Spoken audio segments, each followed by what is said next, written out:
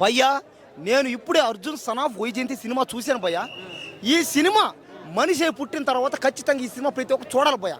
ఎందుకంటే ఈ సినిమాలో హీరో వాళ్ళ అమ్మ కోసం చేయి నరుక్కుంటాడు అంతే. కాబట్టి ఏ మనిషి అయినా ఈరోజు బతుకున్నాడంటే కారణం వాళ్ళ అమ్మాయి. కాబట్టి మన అమ్మ కోసం మనం పీక నరుక్కున్న తప్పులే. కాబట్టి ఈ సినిమా స్టోరీ విషయానికి వస్తే భయ్యా, స్టార్టింగ్ నుంచి ఎండింగ్ వరకు విజయశాంతి గారి చుట్టూ స్టోరీ అనమాట. విజయశాంతి గారిని చుట్టూ దాటి అసలు స్టోరీ పోదు ఎక్కడికి. కాబట్టి విజయశాంతి గారు చాలా రోజుల తర్వాత కర్తవ్యం, ఒక వైజయంతి ఐపీఎస్, ఇంకా ఎన్నెన్నో పాత్రలు క్యారెక్టర్లు చేసింది అవి పోలీస్గా. కానీ ఈ సినిమాతో మాత్రం భయ్యా మళ్ళీ ఒక్కసారిగా 30 ఏళ్ళు వెనక పోతాం. ఒక్కసారి ఈ సినిమా వచ్చి చూడండి భయ్యా. ఈ సినిమాని ఎవడైనా బాగలేదంటే, ఈ సినిమా నచ్చలేదంటే ఓడికి నేను ₹1,00,000 నా డబ్బులు ఇస్తాను నేను. కాబట్టి మీరు పెట్టిన ప్రతి రూపాయికి ఈ సినిమాలో న్యాయం జరుగుతుంది. ఈ సినిమాలో ఇంకా చెప్పాలంటే హీరోకి కానీ హీరోయిన్ కానీ అందరూ ఉంటారు. కానీ విజయశాంతి గారిని ఎక్కువ స్కోపింగ్ అనమాట. విజయశాంతి గారి గురించి తీశారు ఇది బాగా. కాబట్టి విజయశాంతి గారు దయచేసి రాజకీయాలు ఆపేసి సినిమాలు చేయాలని ప్లీజ్. అమ్మా మా కోసం అమ్మ సినిమాలు చెయ్యమ్మా. మిమ్మల్ని చూస్తుంటే మా అమ్మే వచ్చి సినిమాలో చేస్తుంది అన్నట్టుగా మేము ఒక ఫీల్ అయిపోయినాం అందరం. అంతే.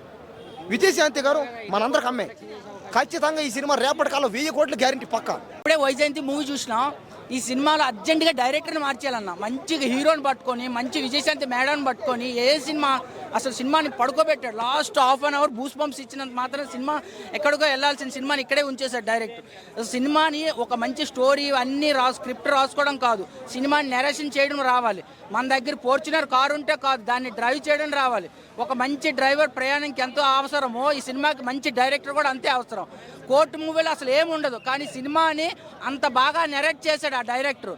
మరి ఇక్కడ ఎంత డైరెక్టరు ఇలా సినిమాని ఇట్లా పడుకోబెట్టి, ఇప్పుడు ఏమైనా కాన్స్టిట్యూషన్లో రాశారా సినిమా అంటే 2 గంటలరే ఉండాలని?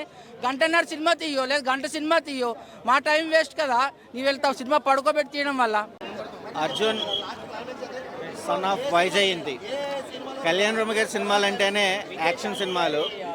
విజయశాంతి గారి సినిమాలు కర్తవ్యం మనకు జనాలకి ఎంత కనెక్ట్ అయ్యిందో, డైరెక్టర్ ప్రదీప్ గారు ఆ మోటివేషన్ అనేది పోలీస్ ఆఫీసర్ కింద విజయశాంతి గారిని రివీల్ చేసే విధానంగా, తల్లి పాత్ర, కొడుకు సందర్భాలు, సొసైటీలో ఒక ప్రొఫెషన్కి పోలీసర్కి ఏ గట్స్ ఉండాలి, ఈ నేపథ్యంలో రన్ టైం తగ్గట్టుగా యాక్షన్ డ్రామా థ్రిల్లరు ఈ సినిమా పవర్ ప్యాకెడ్ అని చెప్పచ్చు. కళ్యాణ్ రామ్ గారి లాస్ట్ 20 మినిట్స్ క్లైమాక్స్ అయితే కనుక ట్విస్ట్ చాలా బాగుంది. అది రివీల్ చేసేదానికన్నా స్క్రీన్ మీద చూస్తేనే ఆ ఫీల్ అనేది వస్తుంది. ఒక తల్లికి కొడుక్కి సొసైటీకి మధ్య నేపథ్యంలో ఒక మంచి మెస్ప్రైజింగ్ మూవీ అనేది ప్రజెంటేషన్ చేశారు. Watchable movie.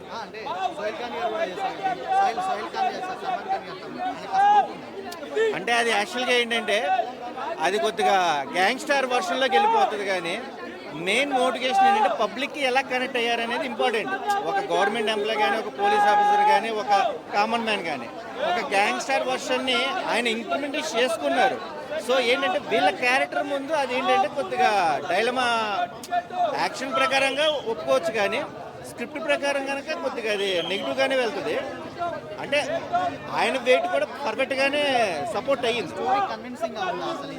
బాగానే ఉంది. ఇప్పుడు యాక్షన్ డ్రామా థ్రిల్లర్ అంటే అన్ని జోనల్స్కి సపోర్ట్గా వేరుగా ఉంటాయి. బట్ ఆర్టిస్టుల యొక్క వర్కౌట్ తగ్గట్టుగా రిజల్ట్ బాగుంటుంది కాబట్టి చూడొచ్చు.